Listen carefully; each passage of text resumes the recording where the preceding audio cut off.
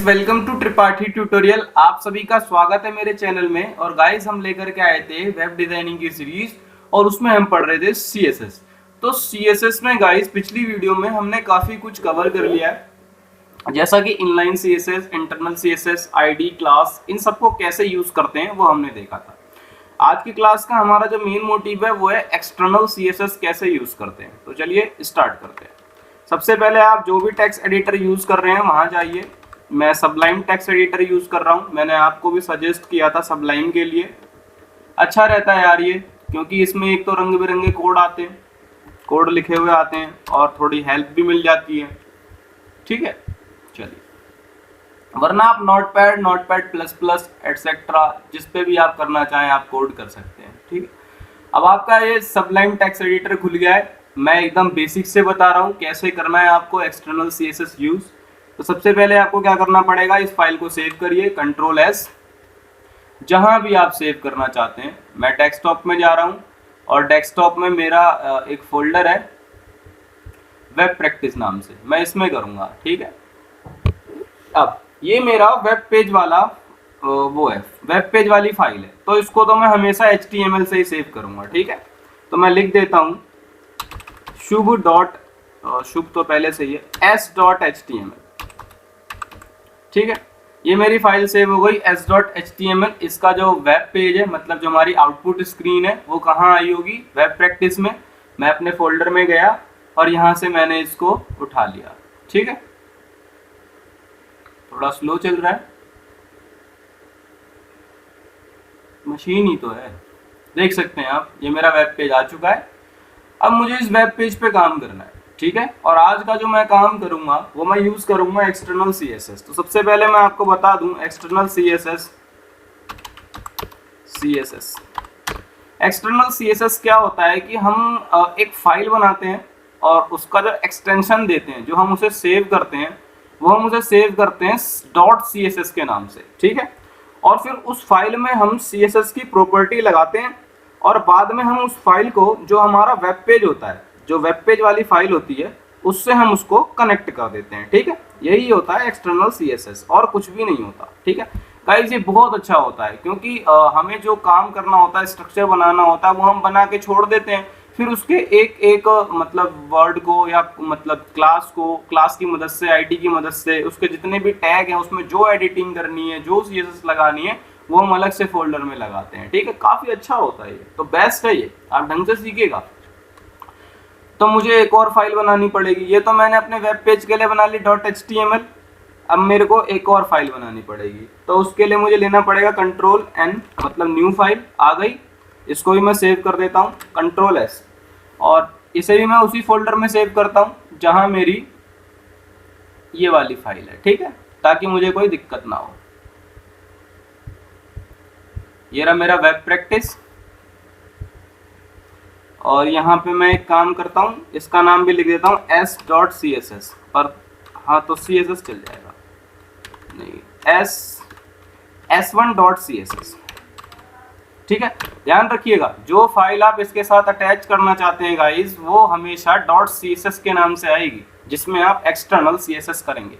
अब मेरा सबलाइन है, सबलाइन टेक्स्ट एडिटर में क्या होता है कि जो भी फाइलें होती हैं वो सारी बराबर में खुलती हैं। जब मैं यहाँ क्लिक करूंगा तो मैं अपनी HTML वाली फाइल पे आ जाऊंगा, यहाँ क्लिक करूंगा तो मैं CSS पे आ जाऊंगा। ठीक है, तो आप कंफ्यूज मत होइएगा। ठीक है, चलिए तो आज का कोड स्टार्ट करते हैं। तो CSS में किस पे लगाऊंगा, अगर मैं HTML से कुछ चीजें बनाऊंगा तो उन्हीं पर तो CSS लगाऊंगा। तो मैं सबसे पहले कुछ बना लेता हूँ। सबसे पहले वही अपना पुराना डॉक टाइप HTML और HTML, फिर इसके बाद हेड ओपन करिए, हेड क्लोज करिए,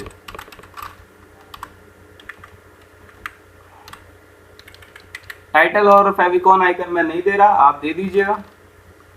उसके बाद अपनी बॉडी। ठीक है, बॉडी के अंदर मान लो मैं एक H1 एक हेडिंग लेता हूँ, इसमें लिखता हूँ शुभम। गाइस, मैं अभी आपको सिर्फ समझा रहा हूँ कि एक्सटर्नल CSS कैसे यूज किया जाता है। अभी मैं आपको CSS की जो प्रॉपर्टीज हैं उन पे हम फोकस नहीं कर रहे हैं, अभी हम ये सिर्फ सीख रहे हैं कि हम कैसे लगा सकते हैं। ठीक है, जब हमें ये आ जाएगा फिर तो प्रॉपर्टी तो याद ही करने वाली चीजें होती हैं कि कौन सी कहाँ लगती, किसका क्या काम होता है, तो आप लगाते चले जाएंगे। ठीक है, एक H1 मैंने ये ले लिया और एक और मैं H1 ले लेता हूँ विनय नाम का। एक H बहुत हो गया, मैं एक P ले लेता हूँ, या मैं प्री टैग का यूज करता हूँ। यहाँ पे एक एप्लीकेशन से लिखता हूँ टू द प्रिंसिपल, थोड़ा अच्छे से ही लिखता हूँ, लिख रहा हूँ तो to the principal KD convent school, बस। ठीक है गाइस, चलिए मैं इसे कंट्रोल एस करता हूँ, ऑल्ट टैब करता हूँ और मैं अपने वेब पेज पे पहुंच गया। रिफ्रेश करता हूँ तो देख सकते हैं आपके सामने ये कंटेंट आ चुका है। थोड़ा बड़ा कर देता हूँ साइज ताकि आपको दिखाई दे। ठीक है, आप देख सकते हैं ये to the principal KD convent school मैंने जैसा लिखा था वैसा ही आया, क्योंकि प्री टैग क्या करता है, हम जैसा लिखते हैं वैसा ही हमें आउटपुट देता है। ठीक है, अब इनमें मुझे डिजाइनिंग करनी है। ठीक है, और वो हम करेंगे आज एक्सटर्नल CSS की मदद से। मैं क्लास और आईडी दोबारा बताऊंगा, मैं टैग की मदद से करके भी बताऊंगा, सब बताऊंगा। ठीक है, तो आ जाइए अपने सबलाइन, अपने एडिटर पर आ जाइए जहां पर अब आप कोड कर रहे हैं। अब आपने ये क्या किया है, ये आपकी HTML वाली फाइल है, अब आपको जाना है CSS वाली फाइल पे। ठीक है, ये मैं आ गया अपनी CSS वाली फाइल पे। तो गाइस सबसे पहले आपको क्या करना पड़ेगा, CSS वाली फाइल का नाम देखना पड़ेगा। तो जैसा कि मैं जानता हूं हमने क्या सेव किया था, s1.css। HTML वाली फाइल पे आइए, इसको इससे अटैच करना है, हेड के अंदर आइए, ध्यान रखिएगा, ध्यान से सुनिएगा। अटैच कैसे कर रहे हैं, दोनों को हम जोड़ रहे हैं। तो पहले जोड़ेंगे तभी तो काम करेंगे, तभी तो इसमें दिखेगा। तो जोड़ोगे कैसे, हेड के अंदर आइए और हेड के अंदर आपको लिखना है लिंक रेल। ध्यान से देखिएगा, आपको हेड के अंदर लिखना है link rel is equal to style sheet, style sheet. देखिए स्टाइल ही तो करते हैं, CSS का मतलब क्या है, स्टाइल करना। तो आप क्या लिखेंगे, link rel is equal to style sheet, और स्टाइल शीट के बाद आपको href देना है, href इज इक्वल टू। अब मेरी फाइल HTML वाली और s1.css दोनों एक ही फोल्डर में है, तो मैं डायरेक्ट नाम दे दूंगा तो चल जाएगा, नहीं तो आपको लोकेशन देना पड़ता है। जैसा कि मैंने आपको शुरू में दूसरी वीडियो में ही समझाया था कि हमें कब कौन सा यूज करना पड़ता है। ठीक है, तो मेरी फाइल इसी फोल्डर के अंदर है। ठीक है, तो मैं क्या करूंगा, मैं डायरेक्ट नाम लिख दूंगा। तो नाम क्या है, s1.css। ठीक है, तो गाइस अब मेरी फाइल जो है CSS वाली, वो इस HTML वाली फाइल के साथ जुड़ चुकी है। ठीक है, अब मैं जो भी उस CSS के अंदर करूंगा फाइल के अंदर, वो सब काम इसके अंदर होगा। तो चलिए देखते हैं कैसे। सबसे पहले मैं चाहता हूं ये जो शुभम है इसका कलर चेंज कर दो एक्सटर्नल की मदद से। तो आप गए CSS वाली फाइल के अंदर, शुभम क्या था, H1 में था। ठीक है, तो मैंने अभी H1 लिखा। अब H1 में शुभम था, अब मैं क्या लिखूंगा, कलर। मैंने आपको दो प्रॉपर्टी पढ़ाई थी, एक कलर की और एक फॉन्ट की। तो मैंने बोला कलर कर दो जी red, control S alt tab, refresh, sorry colour आप कर दो रेड। ठीक है, अब एक बार आ जाते हैं HTML वाली फाइल पे, कंट्रोल एस ऑल्ट टैब, देख सकते हैं। तो अब आप देख सकते हैं कि मैंने यहाँ पर क्या किया था, मैंने एक्सटर्नल CSS की मदद से इनका कलर चेंज किया। तो मैंने दोनों को H1 लिख रखा है, इसलिए दोनों का कलर चेंज हो गया। ठीक है, तो इसकी प्रॉब्लम को तो आप सॉल्व कर सकते हैं क्लास और आईडी की मदद से। ठीक है, तो गाइस जब कभी भी आप एक्सटर्नल CSS की हेल्प से कोडिंग करते हैं CSS की, तो ध्यान रखिएगा पहले ये जो CSS है पहले आप देख लें कि आप किसके अंदर क्या क्या करना चाहते हैं। ठीक है, जैसे मैं चाहता हूं कि शुभम का कलर ग्रीन कर दूं और विनय का कलर ब्लू कर दूं, और जो टू द प्रिंसिपल है इसे येलो कर दूं, और मैं इन दोनों का साइज भी बढ़ा दूं। ठीक है, मुझे ये काम करना है। तो अब मैं कहाँ जाऊंगा, एक्सटर्नल CSS में जाता हूं और ये काम कर देता हूं। अब मुझे सब में अलग अलग काम करना है, तो मुझे क्या करना पड़ेगा, या तो मैं क्लास बनाऊंगा या मैं आईडी बनाऊंगा। तो मैं एक काम करता हूँ, डॉट एस नाम की एक क्लास बना लेता हूँ। ठीक है, और इसके अंदर मैंने क्या कर दिया, मैंने कर दिया कलर रेड कर दो जी, और फॉन्ट साइज में बोलता हूँ 60 पिक्सल कर दीजिए। ठीक है।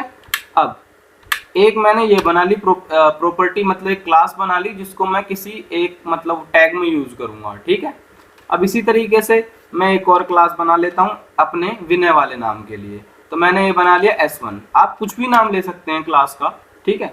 मैं इससे कहता हूं इसका जो कलर है, कलर कर दो ग्रीन, और फॉन्ट साइज कर दीजिए 12 पिक्सल। देखिएगा छोटा हो जाएगा इसका साइज, ठीक है। अब ये भी दो चीजें मैंने इसमें कर दी। मैं टू द प्रिंसिपल वाले को भी चाह रहा हूं, तो एक काम करो, वो तो अकेला है, उसके नाम का तो कोई दूसरा है नहीं, तो या तो क्लास बनाओ या तो आईडी बनाओ, या डायरेक्ट लिख दो क्या, प्री टैग। और प्री के अंदर क्या करवाना चाहते हैं आप, इसका कलर ही चेंज कर लो, बस कलर येलो कर लो, ठीक है। कंट्रोल एस सेव कर दिया। अब HTML वाली फाइल पे जाइए, उसे भी कंट्रोल एस सेव करिए, ठीक है। अब अपने आउटपुट वाले पाथ पे जाइए, वेब पेज पे, ठीक है। मैं रिफ्रेश करता हूँ, देख सकते हैं आप टू द प्रिंसिपल जो है वो किस तरीके से आ चुका है, ठीक है। येलो, विनय और शुभम इन दोनों का कलर चेंज नहीं हुआ। विनय का तो कोई प्रॉब्लम आ गई, देखते हैं क्या प्रॉब्लम आ गई है, इन दोनों में काम नहीं बना। अच्छा गाइस, हमने क्या किया, हमने यहाँ पे एक क्लास बनाई S नाम की, ठीक है, और एक S1 नाम की क्लास बनाई। ये क्लास जो मैंने बनाई थी ये H1 के लिए बनाई थी, और ये मैंने H2 के लिए बनाई, और दूसरा वाला जो H1 है, ठीक है। मतलब ये शुभम के लिए प्रॉपर्टी बनाई गई थी और ये प्रॉपर्टी बनाई गई थी विनय के लिए। अब आपने बना तो ली, लेकिन आपने पास तो किया नहीं, तो आपको मैंने क्लास पास करना सिखाया था, कैसे करते हैं। Class equal to double quotation, क्या नाम था, S, ठीक है। और विनय के लिए जो क्लास आपने बनाई थी उसका नाम क्या था, S1। तो लिख दीजिए class equal to S1, control S, alt tab, refresh. देख सकते हैं गाइस, शुभम का साइज भी बढ़ गया और रेड कलर के भी हो गया, विनय का ग्रीन हो गया कलर और साइज भी छोटा हो गया, और टू द प्रिंसिपल भी आप देख सकते हैं अलग आया है। तो गाइस आई होप आपको समझ में आया होगा कि एक्सटर्नल CSS का यूज कैसे करते हैं। एक बार और सुनिए, एक्सटर्नल CSS जब भी हम करते हैं तो हमें एक तो अपना मेन पेज बनाना होता है। जो हमारा मेन पेज होता है वो हमेशा .html से ही सेव होता है, ठीक है। उसके बाद हमें एक और फाइल बनानी पड़ती है, पेज बनाना पड़ता है, उसको हम .css से सेव करते हैं। .css से, ध्यान रखिएगा, उस पेज के अंदर हम क्या करते हैं, डिजाइनिंग करते हैं। डिजाइनिंग करने के बाद हम उस पेज को अपने HTML वाले पेज के साथ कनेक्ट कर देते हैं। देखिए, और कनेक्ट कैसे करते हैं, link rel is equal to style sheet, ये कंफर्म है, ठीक है। href is equal to file का पाथ दे दीजिए यहाँ पे, ठीक है। नेम दे दीजिए, अगर दोनों सेम फोल्डर में तो आप नेम से कर सकते हैं। अगर एक आपका जो HTML वाली फाइल है वो दूसरे फोल्डर में है और CSS वाली फाइल दूसरे फोल्डर में है, तो आप क्या करेंगे, लोकेशन दीजिए, ठीक है। ऐसे कर सकते हैं आप, ठीक। तो आज की क्लास यहीं खत्म करते हैं। आई होप आपको एक्सटर्नल CSS का यूज कैसे करते हैं समझ में आया होगा। अब आप बहुत सारी क्लास बनाइए, बहुत सारी आईडी बनाइए, अभी क्लास और आईडी पे फोकस करिए, कैसे बनाते हैं, कैसे यूज कर सकते हैं, ठीक है। कल से हम अपनी क्लास में प्रॉपर्टी का यूज करना चालू कर देंगे। Thank you so much.